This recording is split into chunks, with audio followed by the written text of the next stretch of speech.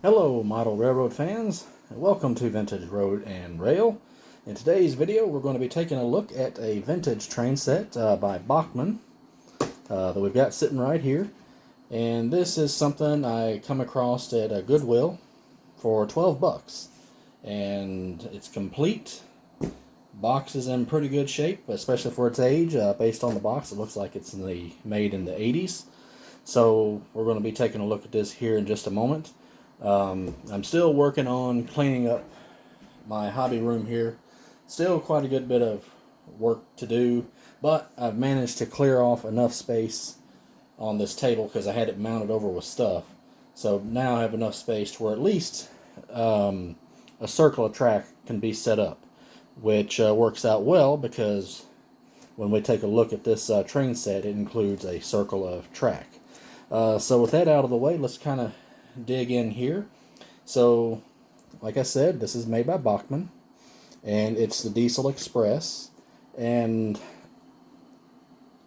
just at first glance, the first thing that really jumps out to me and that I'm impressed with is how compact this set is. This is an 80s set, more than likely a pancake motor in this locomotive. But a lot of those train sets from the 70s and 80s, at least with my experience with Tyco and Lifelike, they make that box about as big as they possibly can. I mean, they're just huge. Even basic sets, you know, the ones that are bigger, more deluxe sets that may have 6 train cars, 2 or 3 action accessories and stuff like that, maybe I can understand with that. You know, you might need the room, but even the basic sets that would just have 2 or 3 train cars, a circle of track, and a power supply, in addition to the locomotive and caboose, would be huge. But this is really compact, and I've got to give Bachmann some kudos for that. So anyway, the packaging is very plain. All we see here on the front, it says Diesel Express, and it shows here kind of what we can expect. In this case, we've got a Santa Fe locomotive. Looks like it's a war bonnet, but I won't swear to it. We got a hopper, we got a boxcar, and we got a caboose, and that's all there is to it. A little bit of a difference you'll see, as you'll see here in a little bit, compared to what's in here. Like immediately you can tell that the Santa Fe locomotive is a little bit different, as well as the caboose. But I don't know what other locomotives and car combos may have come in here, because I was just perusing eBay and I stumbled across the Diesel Express that had a Union Pacific locomotive and caboose, and I don't remember what boxcar it had, but it was not the Rock. It was something different. So I would imagine you probably could find all kind of combinations of Bachmann's F7 locomotive with streamlined caboose. But outside of that, there's nothing else really to tell on the box, other than it tells you what to expect. We got a 3 foot by 3 foot or 36 inch by 36 inch circle of track, ready to run with the power supply, and it's got a lighted locomotive, and that's really about it. I'll show you this side here because it's pretty much identical on the other 3 sides with a little bit of variation. Alright, so let's open it up and let's see what's inside. Alright, set that off to the side here. Alright, so we'll start down here at this bottom corner with the boring stuff. So we have our basic DC power supply, and it has one of these type of plugs, which is a lot different than what you will see on the current power supplies by Bachmann. I wished I had one handy that I could show you.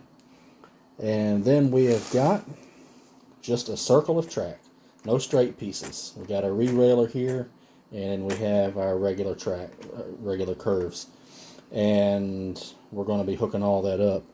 But these are steel rails, and I'm looking, and there might be some oxidation on there. So what I may do is, when we move to the part where I want to set this up, is I may run a track cleaning car over it real quick just to make sure it's cleaned up a bit. Alright, so now let's move on to our caboose. So this looks like a streamline style caboose. And for a used set for $12, I mean, I can't complain about anything in here. On the bottom, we've got some molded in detail. Our horn hook couplers are present, as well as our wheels. All plastic, of course. And we've got your standard molded in detail that you're going to find on any of these cabooses and freight cars from that era. But the little smokestack is still intact and not broke, which is interesting because that's one of the first things to go on a caboose. Next would be, you know, maybe broken ladders and stuff. But speaking of which, we've got those there looking good. All plastic, but we got the ladder, we got the handrails, and we got the brake wheel. And the same on this end. So let's drop this back in here. And now, reach around this camera. We got a Delaware and Hudson 40-foot open hopper. Not a lot to see on the bottom, again with the plastic wheels and the horn hooks. But the one thing that I note is that the little steps here are intact on both sides. So that's pretty good for such a old set. Because with these freight cars, the two things that you'll run into the most is at least one of these little steps will be broken, and we have our brake wheel, and that's usually missing. So that's really good. So this looks nice. I'm really pleased with that. So let's drop this back in, or not. Now let's move on down to the boxcar, and this is the rock. Very simple, molded in detail. Looks like this is going to be a 50-foot plug door, and on both sides we see that our steps are intact, so that is great. All one solid color. A little bit of molded detail on the bottom, and again the same story with our wheels and our horn hooks. All plastic, but they are included. And on this end, we've got some molded in detail, and we have our brake wheel. So I'm not going to bother putting that in there. Let's just set that to the side because I need to get it out in a minute anyway. Alright, so now let's take a look at the star of the show. Our Santa Fe locomotive looks to be an F7. It's got road number 307 on there. And I think it looks pretty good. And it is in great shape. The horns are there. That's something that would oftentimes be broken off of a locomotive of this age. And we've got all of our fans in detail. We've got our steam generator. All of that looks good. Exhaust here. I'm not sure if this is a dynamic brake or not. Someone want to, in the comments, let me know. Looks like it would be. And on the bottom, everything's looking good. This is in really good shape. I believe it must have been run at some point because there's no twisty ties on the power supply or anything like that. But it almost looks new. I would almost venture to say that whoever had this before me bought it, run it a couple of times, and it's probably sat in a closet for probably 35, 40 years. And then one day just decided they were going to donate it to Goodwill. Alright, so what I'm going to do next is I'm going to go ahead and stop the video. There's no point in watching me wrestle and curse at this track while I get it hooked up. But also, I'm going to go ahead and hook this up, and I'm going to make sure to run my track cleaning car. Where is my track cleaning car? It's over here somewhere. I'll find it. But yeah, run that track cleaning car over. Just make sure that it's clean and we can, run this locomotive as best as we can. Alright, so give me just a couple of moments and I will be right back. Alright, as you can see, we're not running the train set yet. I've got my little CSX SW15 switcher and my track cleaning car. I just thought I'd show a little bit of footage of this track cleaning car in action. I'll probably let it do a few laps around here. But while it's doing its thing, we'll go over here, and you can see I'm using an old Tyco controller. I just use these little alligator clips to clip to the end. I don't know if this is defective or if this wire may have an issue, because even after I changed supplies, I had to kind of jiggle this around a bit, so it could even be in this connector here. So hopefully it'll hold up well enough to get through this video. So anyway, I'm going to stop right here and let this have about 5 or 10 minutes of cleaning the track, and then I'll come back and I'll have this set on the track and we'll see how it looks. Well, I've got the locomotive and the cars on the track, and the first thing you're probably going to notice is that is not the same track you saw just a few seconds ago when I was running the track cleaning car in that SW1500. I had nothing but trouble out of that track. And it wasn't an electrical conductivity issue either. It was more that the rail joiners in the track was just so loose that, I kid you not, if they were any looser, they would have flew off the side of the track and been on the floor. You know, or the side of the table, the track would have been on the floor. It was just ridiculous. And I tried to work with it, and I wound up with a bunch of derailing and a bunch of other issues, and I gave up and tried to just push the cars along, and it still gave me a lot of problems. And I had stopped the video there, just declaring, well, it runs, but well, that was just kind of a stupid way to end a video. So I deleted that footage and set up this oval of track, and let's give this another try. A couple things to go over real quick that I forgot to mention when we were looking at this locomotive is it does actually pick up power on all wheels. So it does have all-wheel pickup. But as near as I could tell, it's only the back wheels that do the pushing. But the very back wheels, the very last axle, has traction tires. So I had just forgot to mention that.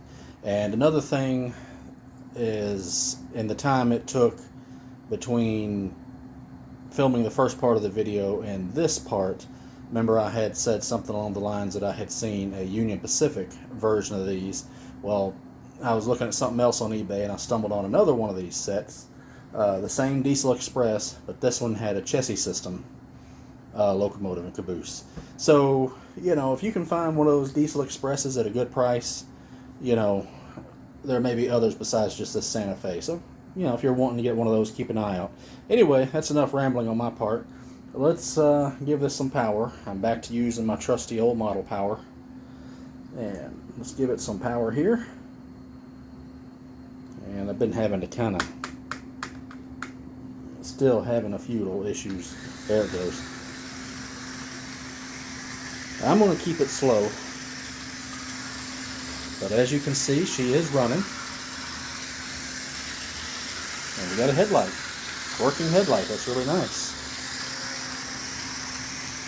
So let us make another lap, and then we're going to stop it, and let's try reverse.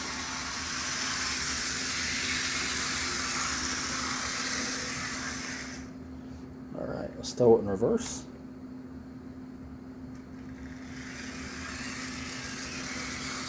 And she's going backwards. I think she's derailing stuff doing it too, though. So let's... Yep. This was what I had run into, was issues with these cars here, especially that red one was constantly derailing. I think it might be a couple of issues. So I'm going to stop the video real quick because I don't want to end it this way. I want to get it with the train running reliably. So give me just a second. Alright, I got everything back on the track and we are running. And I'm going to keep it nice and slow because this car is giving me some issue. And I imagine it would be something I could probably tune up a bit. Could be the plastic wheels, could be slightly warped or something like that. Could be any number of issues. But truth to be told, once I'm done with this, it's going back in the box and will sit in storage for a while.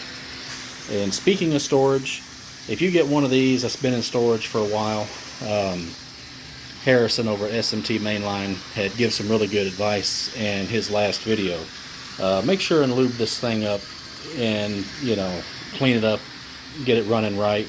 This is fine for right now, but if you're going to run it on the regular, you definitely want to make sure it's lubed up and everything. Alright, well that's going to wrap up this video. So,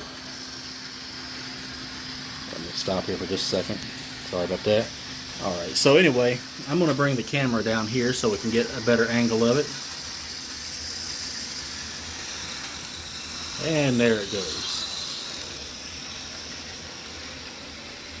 I think it looks pretty good.